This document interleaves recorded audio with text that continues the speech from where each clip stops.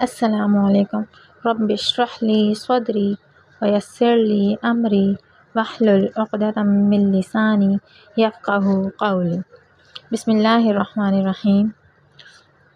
رسول اللہ صلی اللہ علیہ وآلہ وسلم نے ارشاد فرمایا، خیرکم من تعلم القرآن وعلمہ۔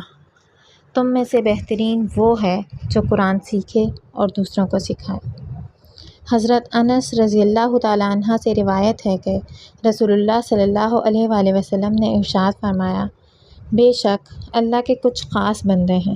صحابہ نے عرض کی، یا رسول اللہ وہ کون ہیں؟ آپ صلی اللہ علیہ وآلہ وسلم نے فرمایا، اہل قرآن، وہی اللہ کے خاص بندے اور اس کے مقرب ہیں۔